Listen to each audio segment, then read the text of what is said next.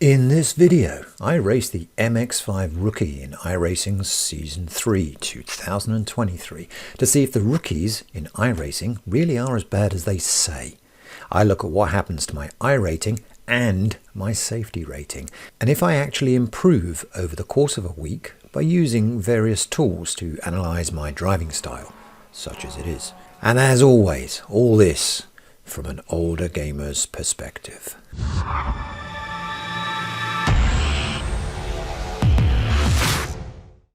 The rookies, hate them or loathe them.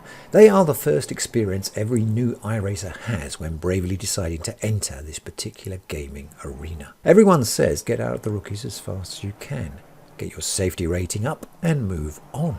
But plenty of C and even B class drivers race the rookies, so why is that? Is it then even possible to earn iRating in the rookies? At least enough to make it worth the time and the risk. I'm going to try and find out, using edited highlights of the races I entered, what racing in the rookies does for my safety rating and my iRating. And at the same time, look to see if the various tactics of starting at the back of the grid or the front or even from the pits make any difference whatsoever. I will also use a diagnostic application from Garage 61 that allows me to compare my times with other drivers and also with myself. If you are also interested in using this diagnostic application, you can find the link in the description below. So, week 1 of season 3 is at Charlotte Motor Speedway, North Carolina in America, which of course is a well-known oval racing track. But here it has been adapted for road racing and affectionately referred to as the Roval.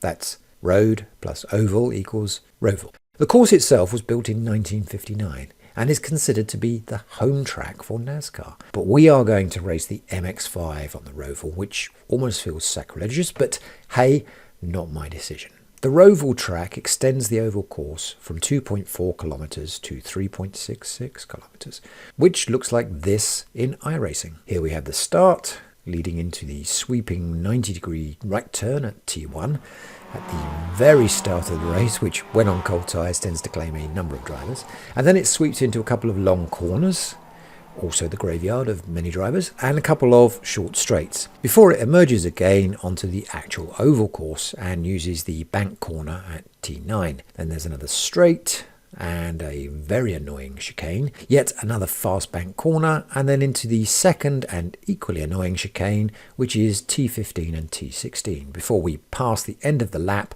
and begin it all over again. It has to be said that the Roval is not my favourite rookie track. There are a couple of corners that I've yet to master and chicanes that I'm pretty sure I screw up every time I go through them, plus other factors, such as this being the rookies, and as such, the split that you get placed in can only be described as unpredictable. But it is what it is, and I am here to improve my racecraft, not to complain. So, how did I do?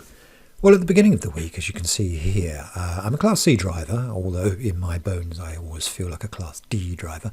My safety rating is 2.58, and my iRating is 708. I took a bit of a hit on week 13, shall we say, as you can see by the downward spike on the graph. Anyway, 708 for the iRating, 2.58 for the safety rating. What happened to that in the next race? Let's find out.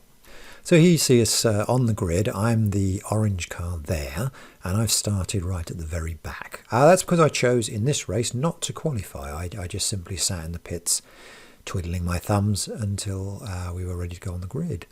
And that was the experiment this time. Does it affect my ability to crash, basically, to the other cars? If I'm starting right at the back, will I avoid any trouble? We shall see. So we're off, and as you can see, trouble started straight away with this car deciding not to start. I don't know whether he wanted to be outside of the trouble at the first corner or he just fell asleep at the wheel, I don't know. And the red car in front is very hesitant on this corner and slows right down. So me and the car behind me, number 10, overtaking with no problems. You can see number 10 darting about in my mirror behind me, and in front we've got this green and black car, and they're all over each other like a rash. When they come to a corner, the front car spins out of control and the other car spins into the back, and unfortunately also across the track. I take avoiding action, but unfortunately number 10 also decides to overtake me at that point. If we see it from this different angle here, I come around the corner, I see the problem, I'm on the brakes straight away, I go round him, and number 10 decides to overtake me at that point, and I knock him. And then number 10 knocks me again as I go past him for whatever reason. Anyway, put it behind me, and off I went. Things were going to go from bad to worse here, because as I come round this corner, there's another car crashed, and he decides to reverse back onto the track just as I'm coming around the corner, and my avoidance takes me onto the grass, which spins me out.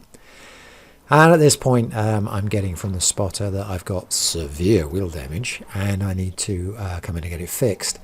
I opt for trying to drive to the pits rather than wait for the tow. It's the car that I avoided span out there again, and that's what I did. I limped round to the pits as best I could. I felt reasonably safe on this because I didn't have any cars in front of me, and I didn't really have any cars behind me because everybody had crashed. As you can see from the wheel, I'm not really able to hold it in a straight line, and things are not great with that car. We're coming up on the chicane, and I nurse it gently as I can through here so that I don't pick up a time penalty as well as everything else, and I head into the pits. And the plan in the pits is that I will use one of my fast repairs, and then I can get straight back out onto the race. And from that, I will have lost a lot of time because coming into pits, obviously, but hopefully I won't have lost too much time that I'm not completely out of the race at this point. You see, I'm coming in, keeping to the speed limit as best I can, and there's all the other wrecks in front of me, and there's plenty there. I think there's 3 cars have been collected at just this stage of the race, and I think most of those came from the first corner. So there you go, I arrived, and quick repair, and I'm gone. And we've got these 3 cars there. I think they're waiting to be towed in. Turn now by the safety car and go back onto the exit pit lane. Back out. I checked my relative, and there were no cars anywhere near me, so I felt safe on coming back out again. I'm still on cold tyres though, so I'm taking it easy here. So don't pay too much attention to my driving line here. I am just trying to warm up the tyres here and not crash again. And that's pretty much where I was for most of the race, except for a couple of incidents that were problematic, and I'll come to those. And part of those incidents were this car here is against number 10, and he's had a crash at some point. And as we go past him, I'll flick to a different camera, and you can see there that his front wheel is hanging off. So iRating Q&A, could you have another look at the racing model, please? Because I don't believe a car with its front wheel hanging off could really drive like that down a track. Not really. Anyway, so I come through the chicane, and as I'm coming through, I get a car on your right, and I'm thinking, how's that possible? I'm in a chicane. Of course, there's number 10 there. He just went straight across the chicane, obviously not bothered about the time penalty with his wheel hanging off like that. I don't suppose he is. And I could see him behind me, and I figured he was going to go into the pits and get a repair. But as you can see here, he actually didn't. He got as far as this next chicane, turnings 15 and 16, I think that is, and parked up to be presumably a pain in the ass. I don't know why he did that, but that's what he did, and he stayed there. And I carried on my race as much as I can.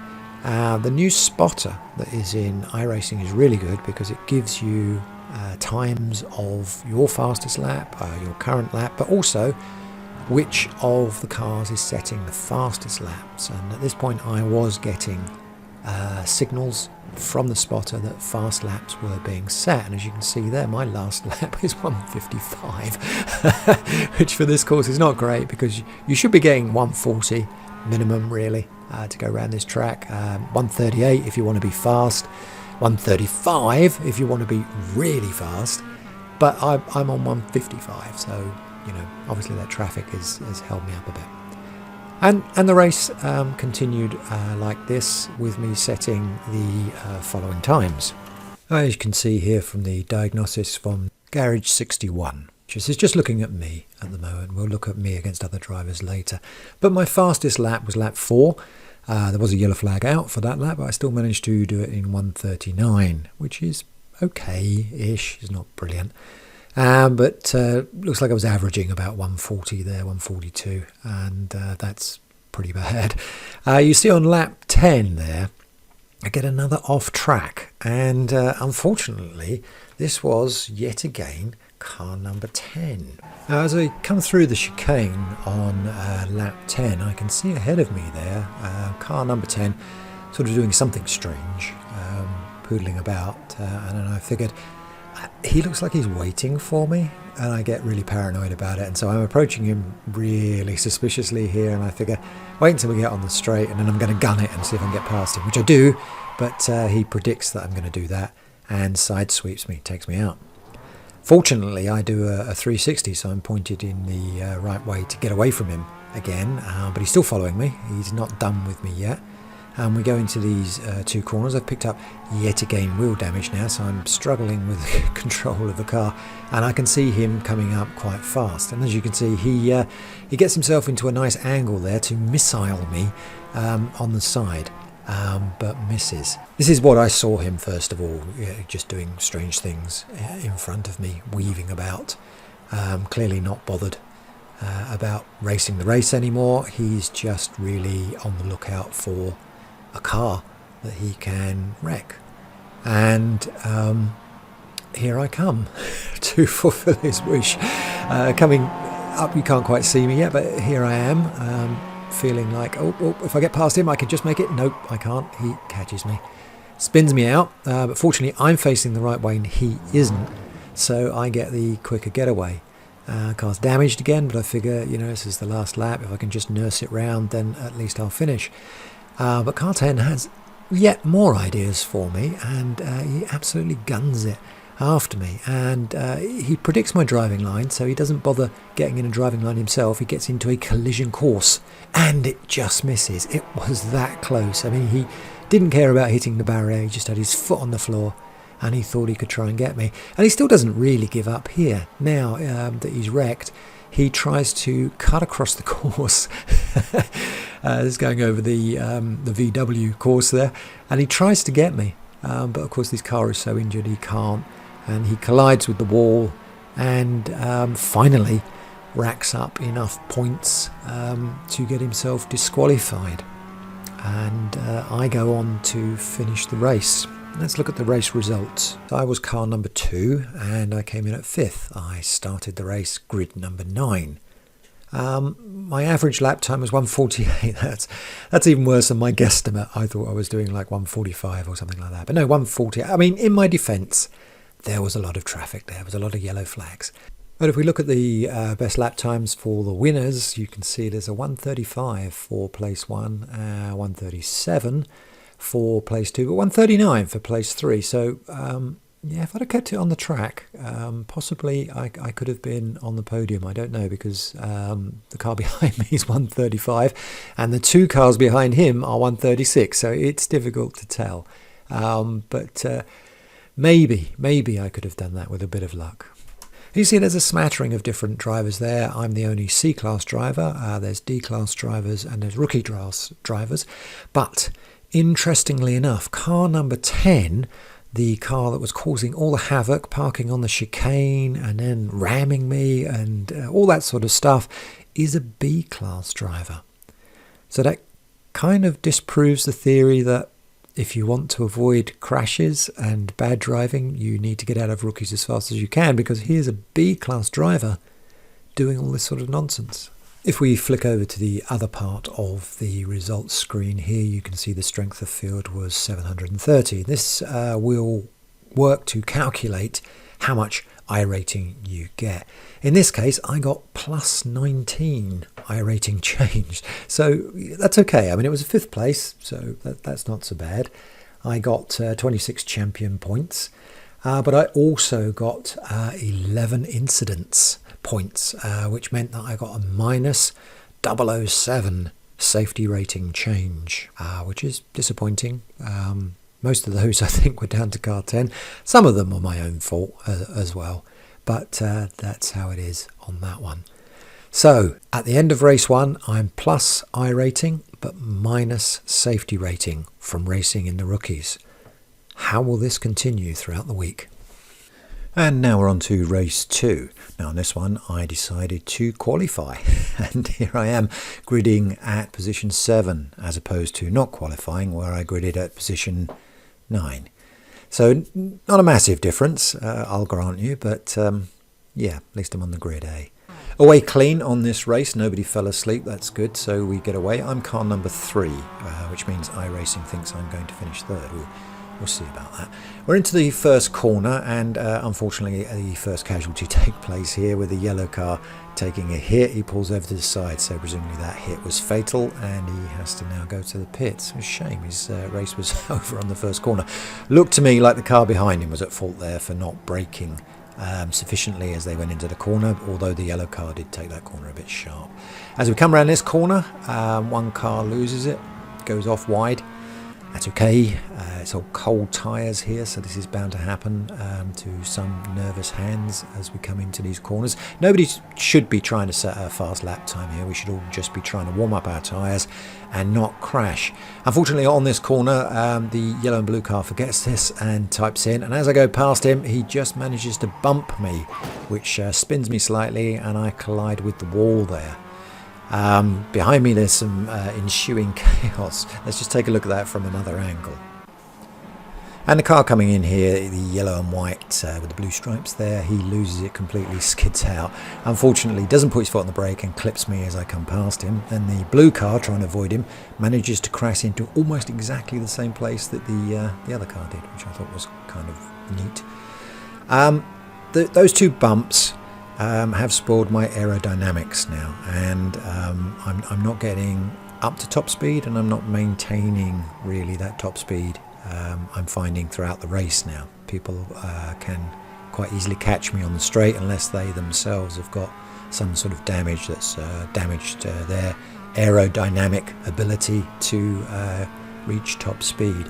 But it is what it is, and at least we haven't crashed on the first lap to the point where we need to go into the pits. We're still going, and coming up on the first lap now. I think it's not going to be a particularly fast one. Yeah, 1:56, which I think was even slower than the first lap of the previous race. But there we go. But there's air in front of me now, so theoretically I can start to set my own pace. And yeah, throughout the race I did finally manage on lap 9 to do a 1:38. I mean, it's only just a 1:38, 1:38.766, so I could do better. But at least I hit my target. Most of the time I was averaging around 1:39 there.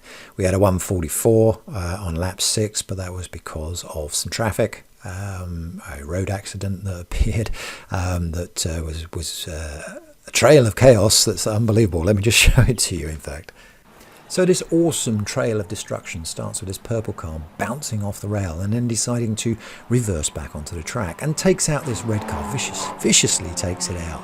And of course the red car is very unhappy about that and decides to kill the purple car with extreme prejudice. And the purple car runs for its life, as you would. But unfortunately has no actual steering, so crashes just a little bit further up.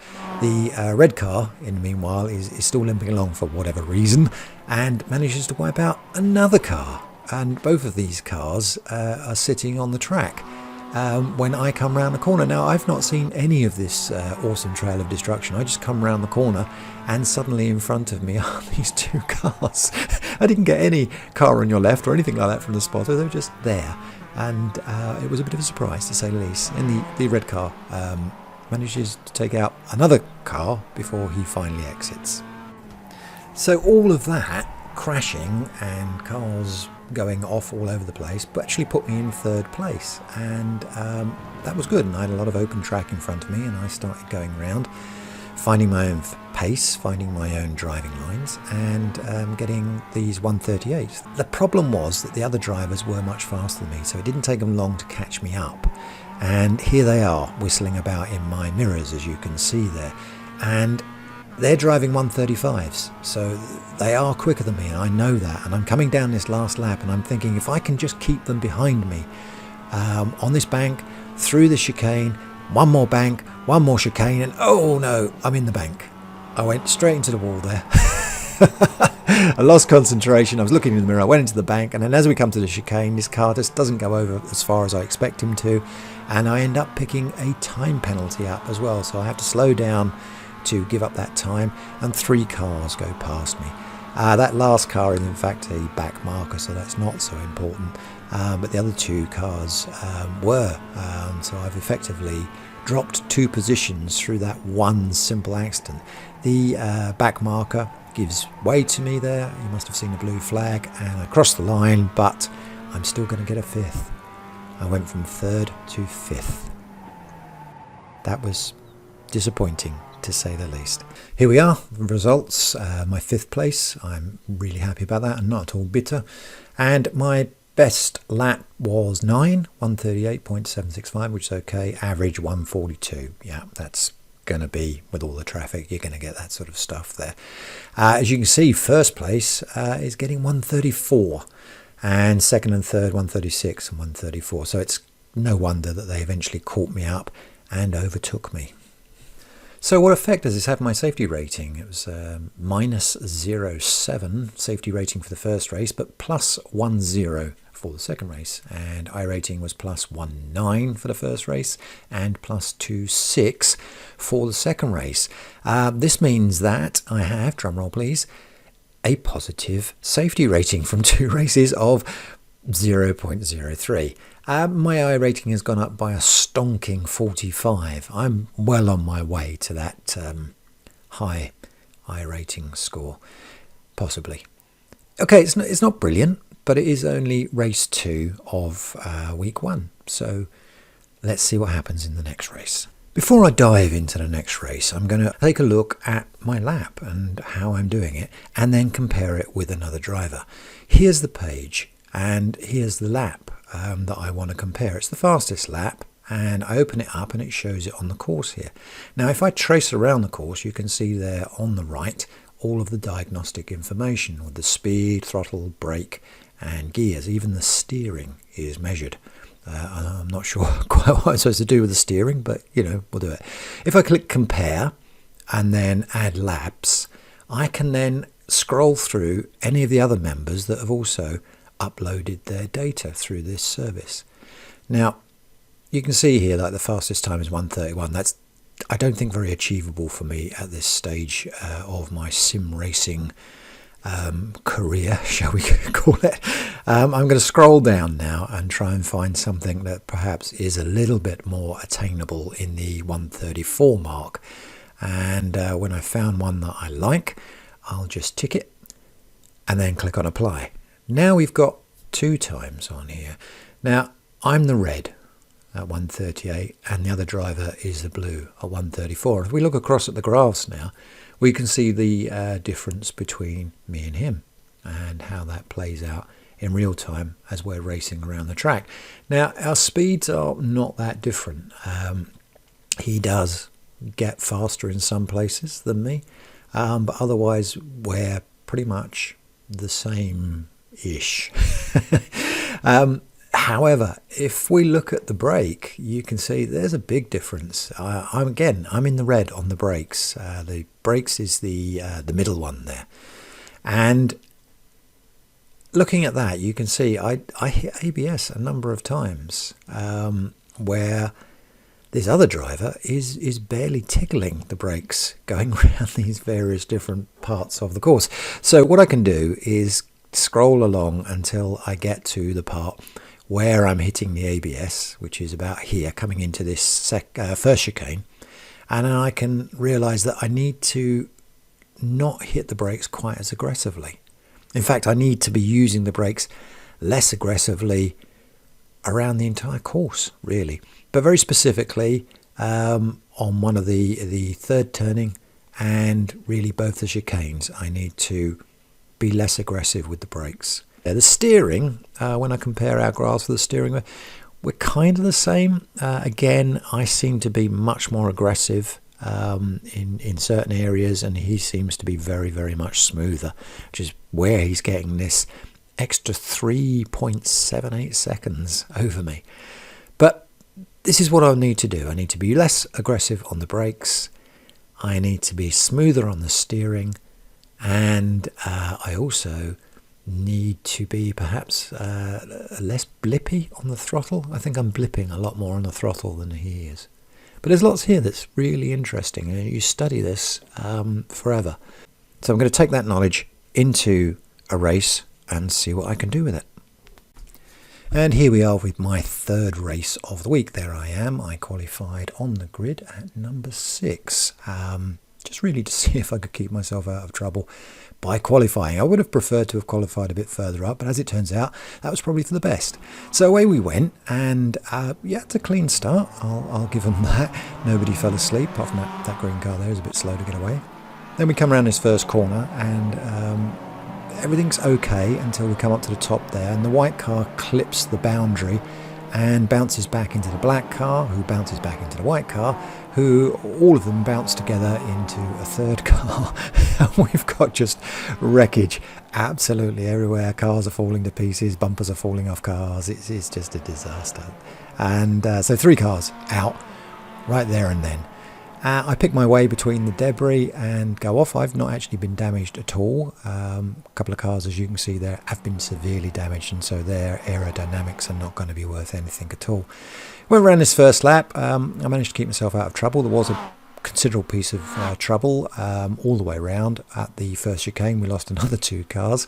But all in all, I didn't do too badly, considering to put myself up on 3 wheels coming around the corner there. But hey, I got round that lap 1, 2 minutes and 2 seconds, which is about 15 seconds slower than what I'm really aiming for.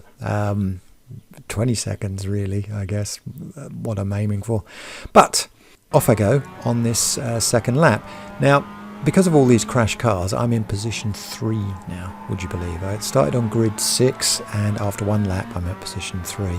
Got nobody really near me, and I've got nobody in front of me. I have no idea where positions 1 and 2 are. They're just off into the wilderness somewhere.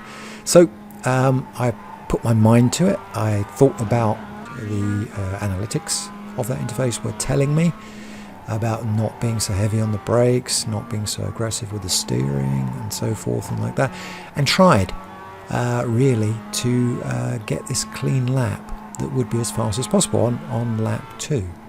And as you can see, most of the time I'm doing fine. I'm coming around, it's all looking good, and there's not really any issues to speak of. Coming into this chicane, yeah, okay, maybe I could have been less aggressive with the brakes there. I dropped the speed quite a lot and dawdle out of there quite slowly. But, you know, I'm looking on my mirrors and the nearest car to me is miles away, so I don't feel under that much pressure to take these chicanes in such a way that might cause me to lose control, spin out, and then I'll just lose that position anyway. So we come into the final chicane here, and then crossing the line, I get a stonking speed of 138.29. So that's what? That's 21 and a bit seconds faster than that previous lap, which is good. And as it turns out, this was my fastest lap of the race. And I continued like this in position 3, but this was mostly because the other drivers were driving mostly like this, and then they were doing a bit of this, and there was quite a lot of this going on.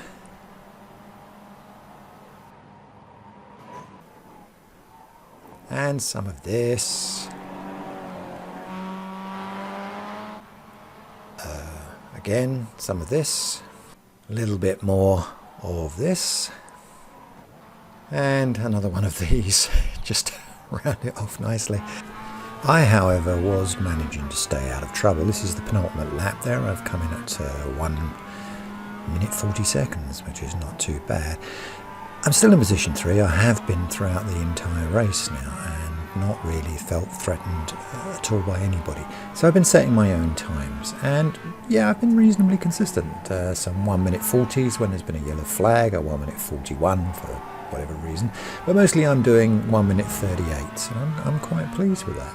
I'm on the last lap here, so I am being a little bit more hesitant because, yeah, or careful, shall we say, rather than hesitant. Basically, I don't want to crash on this last lap. There is a car behind me. I can't remember if he's an actual threat to my position or he's a lapped car, just trying to catch me up for some reason. But whatever the case is, I'm determined this time to stay in front. So I keep going and try not to drive in my mirrors this time, try not to make a last minute mistake which completely stuffs everything up. Coming to this chicane nicely. Yep. I'm a bit nervous now. Oop. Let's not wreck. Nope, I'm okay. I'm through that one. Got this one banked corner left, and one more chicane, and then I'm through to the finishing line.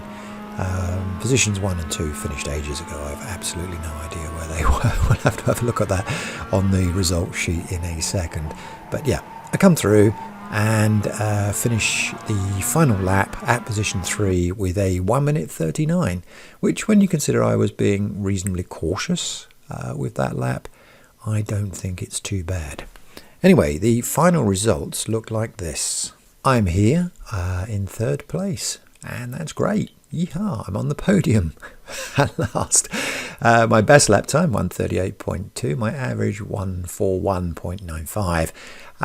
Yeah, okay. If we look at 1st place, he's a B-class driver. His best lap time is 1:35. That's phenomenal. And his average lap time is 1:37. So he's about a second faster than me on average, which sounds good on paper, but when you look at the fact that he finished his race 45 seconds before I finished mine, you get an idea of just how quick he was. But yeah, I'm pleased with that. I got 0 incidents in that particular race, which is really good, and meant that my safety rating was plus 0.21 and my iRating was plus 5.9. So let's look at the tally for the week so far. So despite a pretty poor start to the racing week with this 007 minus safety rating, we've got 2 pluses now on the safety rating, and we've got 3 pluses on the iRating. And that's great because it gives us a grand total. Drum roll, please. Here it is, with safety rating of plus 0.24 and an iRating of plus 104. And you notice the strength of field is also increasing. We started strength of field 730 and we're up to 826. Okay, sure, it's not dramatic, but it is a plus, if nothing else. But how will this increase into race number 4? Well, I can answer that question without too many spoilers to say, yes, it went pretty badly. Here I am on the grid there in the orange as always. Now I'm at grid number 7. After my reasonable success, 3rd place in the last race, I decided, yeah, I'm going to go for it. I'm going to get out there, get in the grid and do some racing. And we were away, and almost immediately I could see this is very, very chaotic start to the race with this car shooting up the middle and coming across in front of me. But then the car behind him cuts. Now, if you look on this corner, you can see I'm as far over on that apex as I can possibly get. My wheels are up on the rumble strips, and yet still this guy manages to take my nose off on this corner, as though I really wasn't even there. And the car was damaged so badly that I wasn't even able to drive it anywhere. I couldn't even drive around to the pits if I wanted to, so I had to issue a tow request, and then I spent about 2 minutes in the pits each time my race was over. But meanwhile, the usual shenanigans were happening out in the rookie race, with people deciding they really didn't want to be in the race. They would just wreck each other, colliding, more spinning out, more colliding, a little bit more colliding, a little bit more spinning, a little bit more colliding, and a very novel way of entering the pits. All in all, this meant that by the time I re-entered, my lap 9 was my fastest time at 1:38.2 here, but I'd lost the will to live, I think, by the time I got to this last lap, so I finished the race on 1:41. But because of all those accidents that I just showed you, I actually achieved position 4. And here's the Garage 61 analysis page. There's some missing results there, but that was down to some disconnects my headset had while I was in the pits. But my fastest lap is lap 8, 1:38.211, which would have been great, I guess, if the lap hadn't been such a disaster. Here we are on the iRating results page, minus 0.1 for the safety rating change and plus 43 for the iRating change. Now, the strength of field was 911, which should have meant that we were getting a better class of driver there. But in fact, I racked up 9 incident points there, just doing what I was doing. And here we can see the results table here. Yeah, okay. The speed was good. The laps were good. Ish. My average lap was very slow, but there was a lot of bad traffic out there. And as we can see, the safety rating is still increasing despite that negative hit there on that particular race, and the iRating is still increasing, mostly because of other drivers crashing, wrecking and exiting the game. So on to race number 5. How did I do with that one? Well, eclectic is probably the best word to use for this race and my performance. Here I am on the actual qualifying, first lap of the qualifying, and I span out on the first corner of the first qualifying lap, and that obviously created an abnormal lap, and so the time wouldn't count on that, and that led me to just decide to wander around the track warming up my tyres, and then on the second qualifying lap I would just go for it and see whether or not I could get a decent time, and I got a reasonably decent time, which led me to P2. Here I am, P2. Right at the front there. The only sort of downside to this is that purple car next to me there. He's got about a line on the sharp corner that's coming up, and I need to get away very quickly if I'm going to be able to keep up with the P1, who is setting really fast times in the qualifier, and also keep ahead of P3. Well, how did that turn out? Here we are away, and no, my start was not particularly brilliant, and as we come into this sharp corner, he's got the gain on me and comes in, so I let him go on that corner. There was no way I was going to be able to defend it, and we're all barreling away here. I'm trying to keep up with this P2 now because I don't want to let him out of my sights. I'm fairly certain that P1 is just going to sail off into the sunset fairly quickly, and the real battle for this race will be for position 2.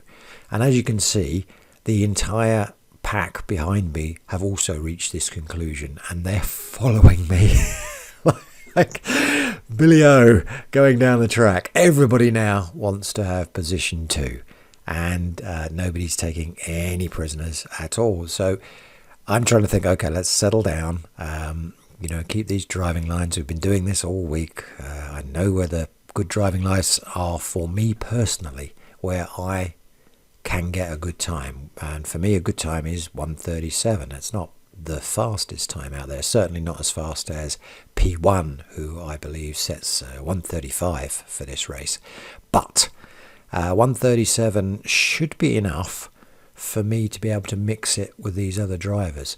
Now you see I'm coming in quite close on his purple car. I suspect that I'm getting a quicker chicane exit than he is for whatever reason, and I'm trying to capitalize on this by coming into this chicane and hoping to overtake him, but I can see that I'm not going to do it, so I back off a little bit there rather than wreck the pair of us, because we've got that blue car following us so closely. I think if we make any mistakes, even just a slight spin, that guy's going to sail past us and take position 2 and claim it for the entire race. So I'm holding on. I'm holding on and making sure that I don't make any mistakes.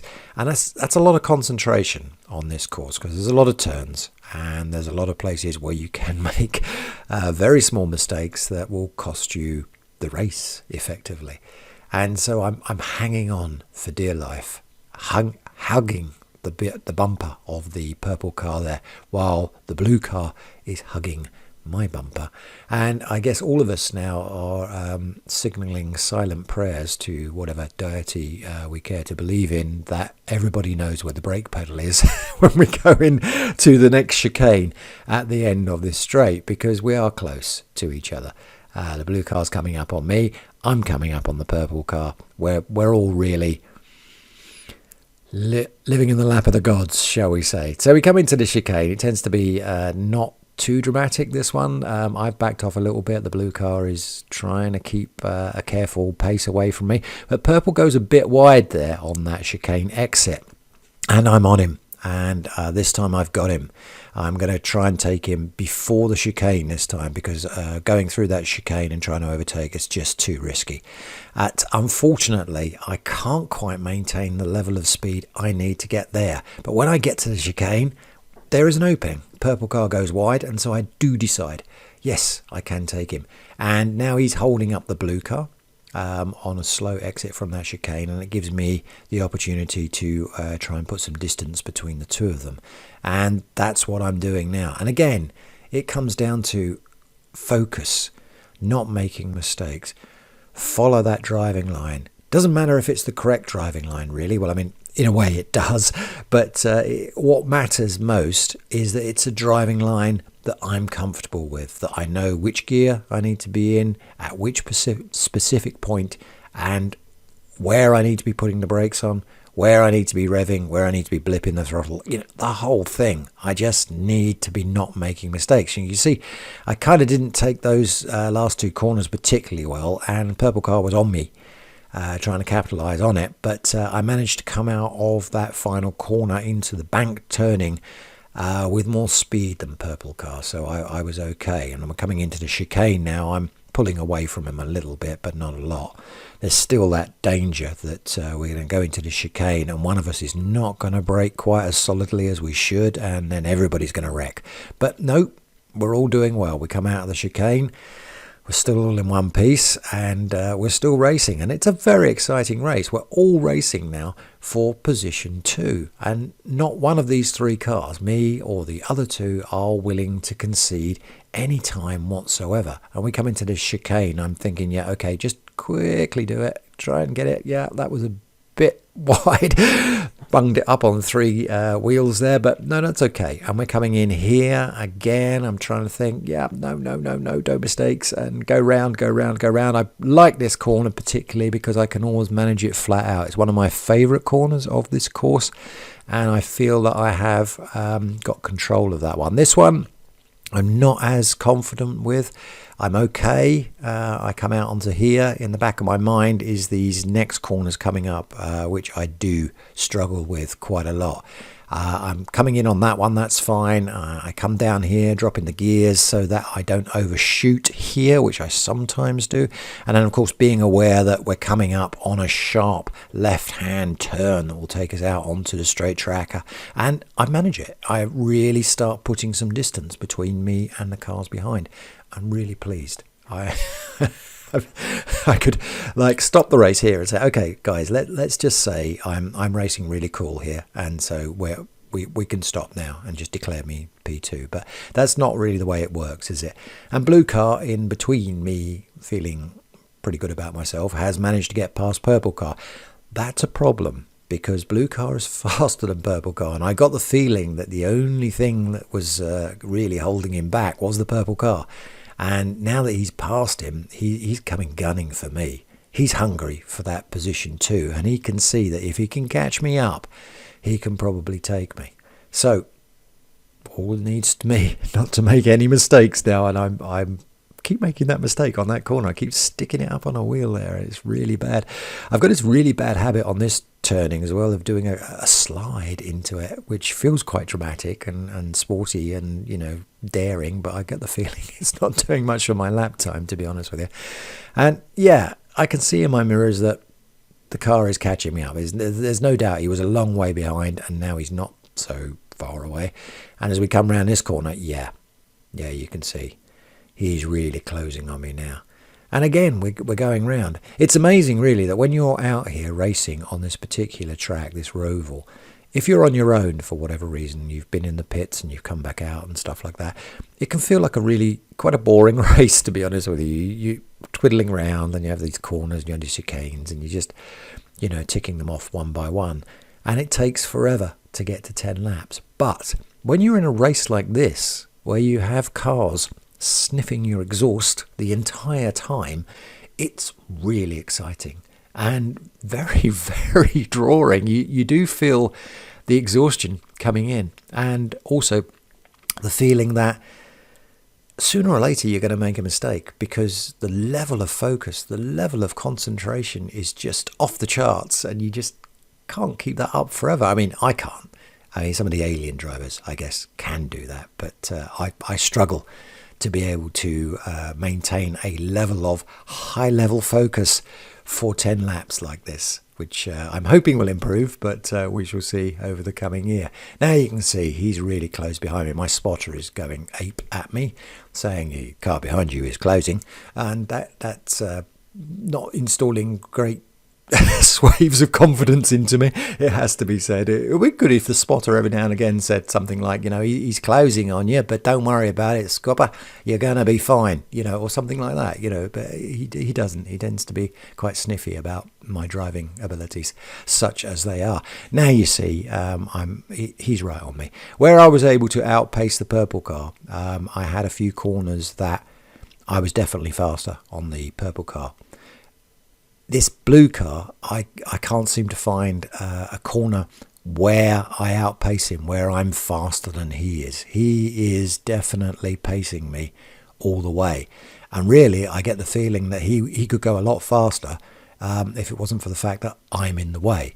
Now you can see he's coming up the inside, and he's betting here that if he takes this inside line on the chicane, I'm going to have to back off, otherwise I'm going to wreck the pair of us. And I do, because I don't want to wreck the pair of us. And we come into the chicane, and yeah, he's ahead of me, but I'm still locked onto him. I've not conceded this place 2. I've not said, okay, I'm place 3 now. Let's just stay here and see what happens until the end of the race. I am desperate to get that place 2 back again as we go round and round and round, doing this lap after lap, trying desperately to not make mistakes, either one of us. He's probably desperately trying to not drive in his rearview mirror, watching me. I nearly skidded out there. There was a point there where I nearly contacted the wall. I just about held it. And at that point, I'm really exhausted now. And I am making a number of mistakes. And as you can see, he's beginning now to capitalise on that and draw away from me. He's not really driving any faster or any better than he was. I'm driving a lot worse. That might have the side effect that he can see me receding a little bit, and so it takes the pressure off him a little bit, and that means that he's now going to be driving probably a bit better than he was when I was breathing down his neck.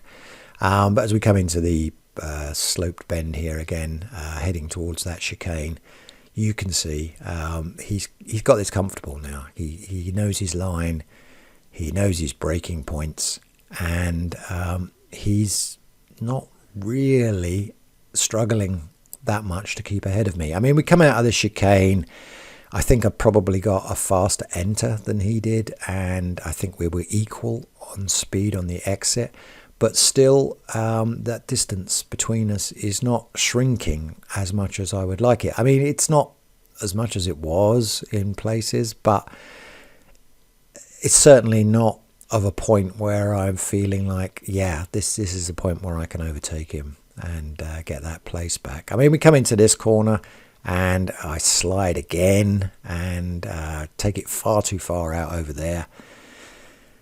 Not a great driving line, and I lose that distance again, and it seems to be almost an action replay of the last lap where I begin to fall further and further back in these twisty corners. I said previously, this particular part of the course is not my favourite. I don't enjoy wibbling around it. I've kind of never really liked the chicanes, but I've come to understand them a little bit better now, and I can tackle them. But this particular part of the course, there's so much going on all of the time that I never really get a chance to fathom in my mind a good particular or a perfect driving line. I mean, I can get a good driving line through there, and I can get this 137 a lap, which I'm quite pleased with. But I do feel that if I could do that particular part of the course better, I would be able to get it to 136. Now we come through this chicane again. I'm still sticking it up on 3 wheels, and again I'm a little bit closer than I was going around the other bit of track, but no, not really. I'm not as close as I was in that previous lap. So yeah, I'm beginning to realize at this point that there's nothing I can do to catch this guy. He's not going to make a mistake. He's going to just carry on powering through regardless of me breathing down his neck, and he's going to secure this position 2 on the podium. And unfortunately, that is the way that it works out. The race plays out along those lines, and I finished 3rd. I mean, first place is just so far ahead of us. We were getting notifications that he was doing 135s and things like that. So he was just always going to win this race, and the race was always going to be between 2nd and 3rd place. And I was pleased that I was part of that race, that I didn't give in, that I carried on racing right until the very end. I never gave up. I was continually chasing this car, even when it was completely obvious to me that I was never going to catch him.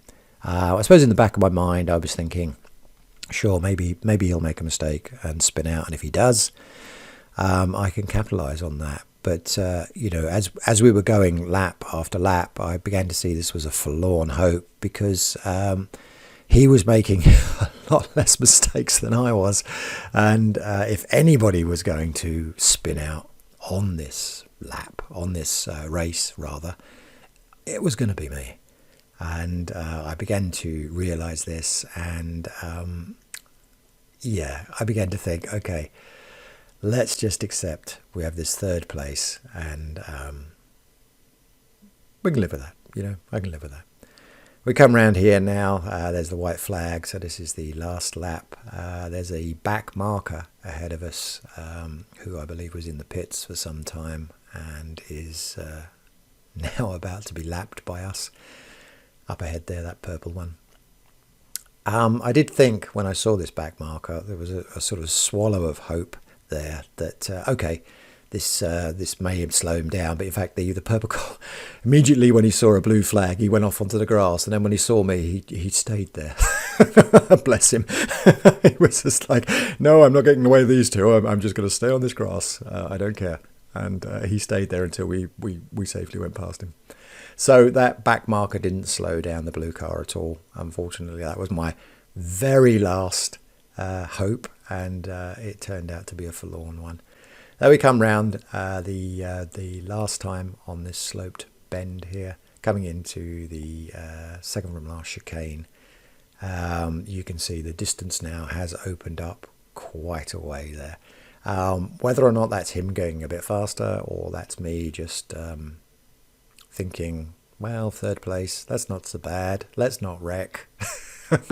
just easing it down a little bit so that I don't make that last minute mistake like I've done on that previous race and find myself sobbing heartily about a lost podium place. So we come round through the chicane one last time. I stick it up on 3 wheels one last time just for good luck, and take the checkered flag, giving me 3rd place. And I felt like really, I won that 3rd place. On other races, I feel sometimes I've got a 3rd place, or I've got a 2nd place because other cars wrecked and came off. On this particular race, I started at position 2. I stayed ahead of the pack, and I got a 3rd place. So it was a proper race, and I won it in a traditional, proper way of racing as best I could. And for that alone, I was pleased. Here we can see some statistics for that race. And here is the qualifying. As you can see there's the off-track for lap 1 that I mentioned, and the 152 is just me poodling around the course, getting comfortable with the car, trying to get myself into a frame of mind to set a faster lap on the second qualifying lap, which I did, 1:37.662, which is not blazingly fast, I know, but it was at least enough to get me onto the second position of the grid for the start. And this is the way the race went, and again, I'm pleased with this. I mean, we got that 145 at the start there, but there's so much traffic, you know, this be expected. 138 on the second one, where we're still kind of on cold tyres, so we're warming up. But then after that, yeah, it's 137. It's 137, 137, or 138 again, for whatever reason. The fastest lap is this 137.175, which is, I believe, my fastest lap so far of this entire week of racing the rookies. And I'm pleased with that, especially as it was lap 7. So, you know, I was getting tired towards the end there, but I still managed to put in quite a fast lap. After that, tail off a little bit, and then on lap 9 I start to make a few mistakes, so it's 139, and then I finish on 138. Still very pleased with that performance. And here's the iRating results. Here we can see I'm in third place there. I'm the only C-class driver in this particular race. It graded me as like car number 9, which is normally where iRacing thinks you're going to finish, but that seems very pessimistic. I don't know. You can see the winner there.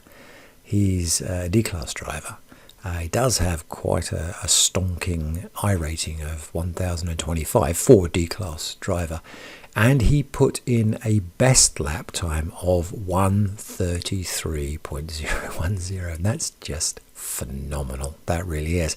And add to that, his average lap time was 1:35. Average 1:35. That's pretty good when you consider that second place there, the car that beat me to second place, his average lap time was 1:35.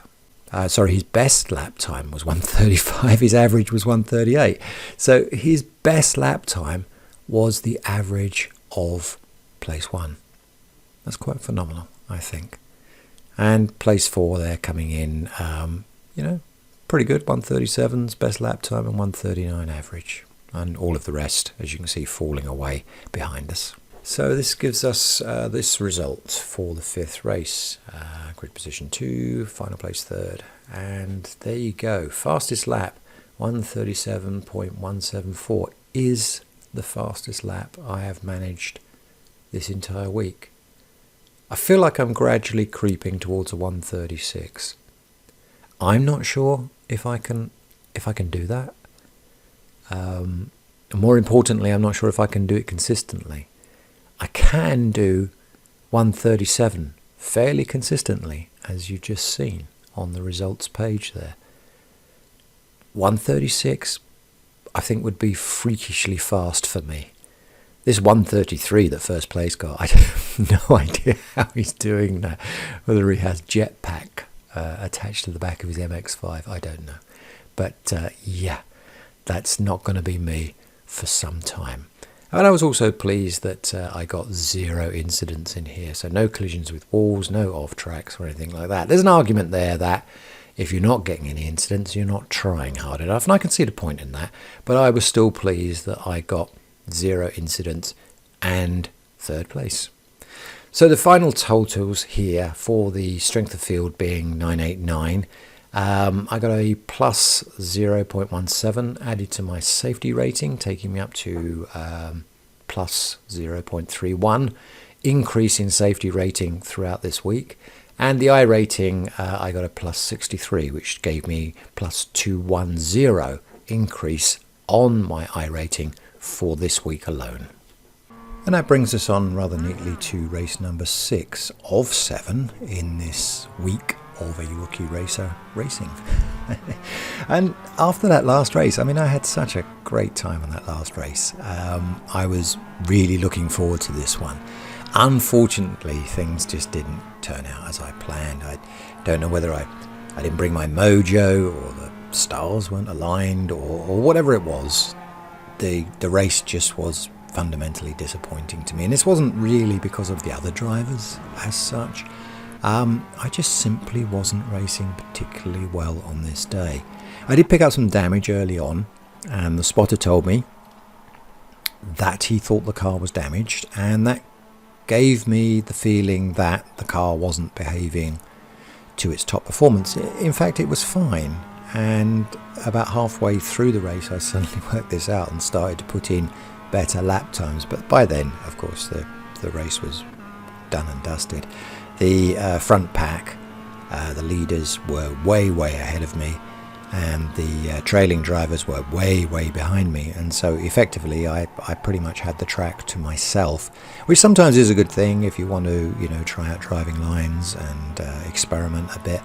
But after the previous race, what was so exciting of swapping positions and following people and all this sort of stuff, just being out there on my own and listening to the spotter tell me about this exciting race that was taking place somewhere else that I wasn't, it wasn't a great experience. And yeah, I ended up with the final 4th place of this race.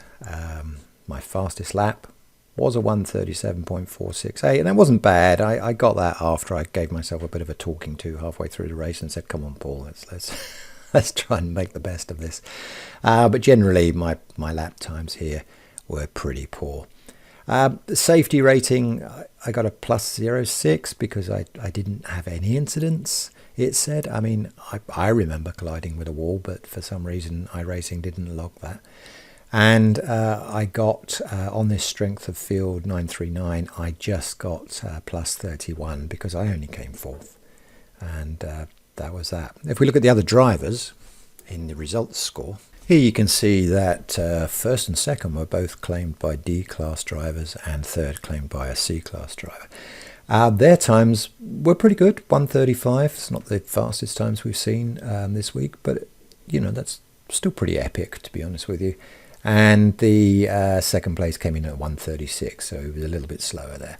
But the 1st place was doing an average of 1:36, which is really good, I think. They all got 0 incidents as well. In fact, all 4 places there from me upwards were 0 incidents, which is, you know, the mark of a good race.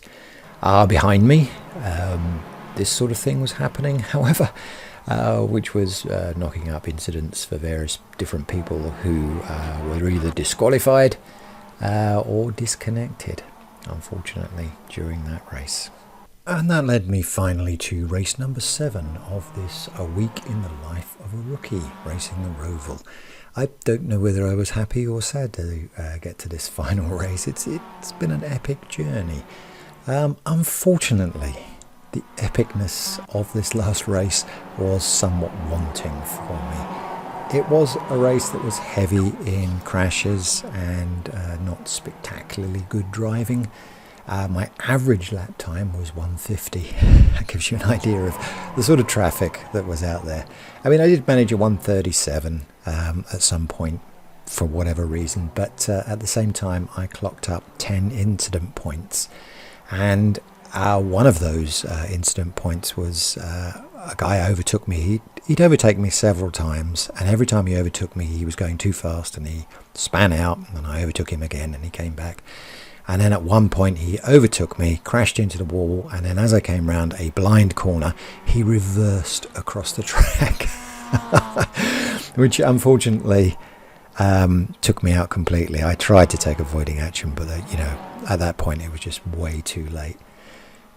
That left me in the pits for a long time. As you can see here, it actually logs me as 2 different attempts at this race because I was in the pits for so long. And I came out and just carried on going under the assumption that maybe everybody else would wreck and I would get a little bit up the the charts on it, but I didn't, and I finished 6th on this final very disappointing race.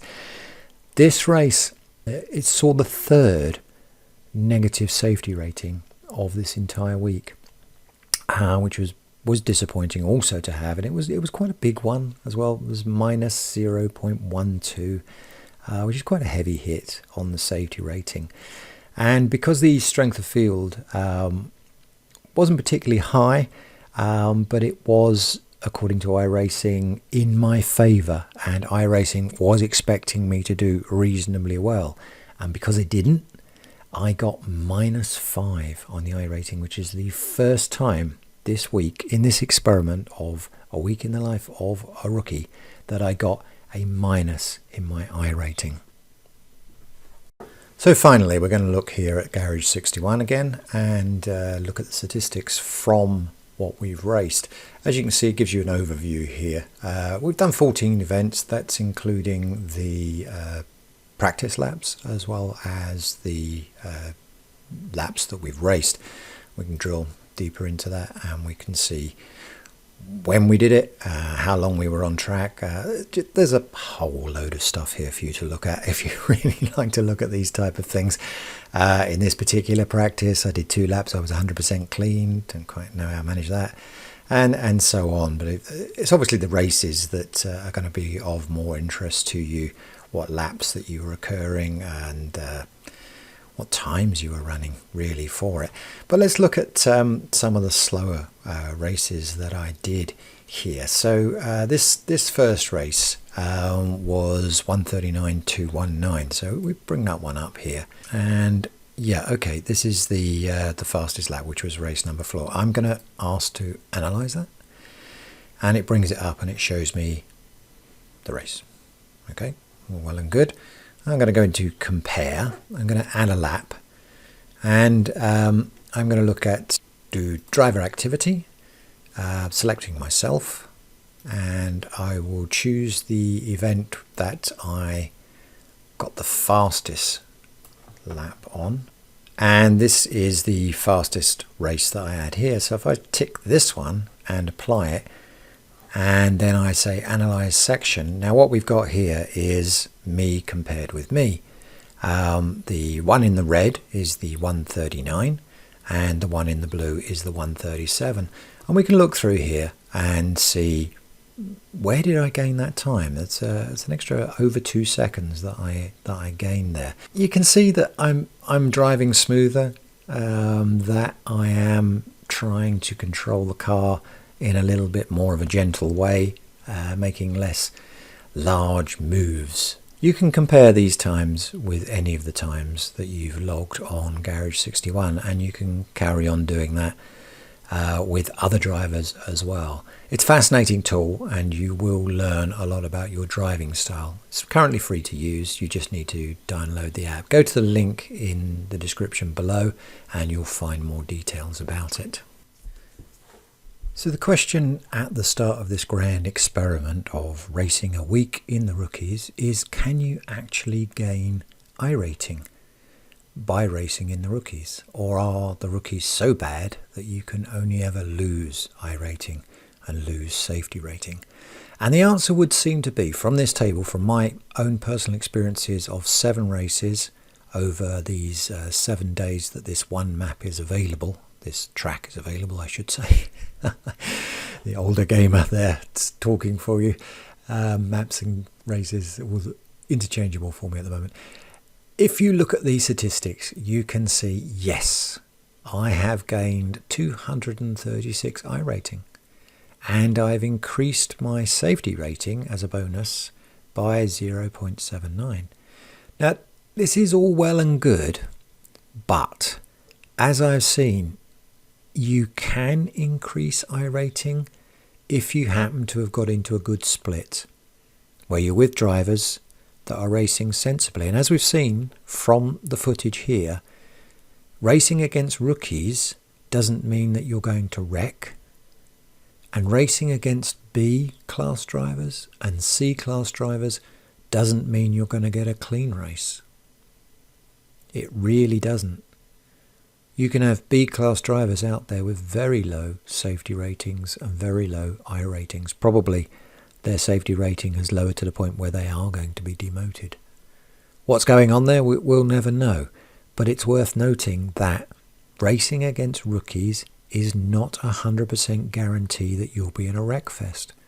Yeah, sure, there is some pretty poor driving out there, and you will see lap 1 errors occurring where people tear off on cold tyres. And you will also see hesitant drivers who are so afraid of crashing and wrecking that they're a hazard in themselves, wandering around all over the track without any real regard for anybody else who happens to be racing.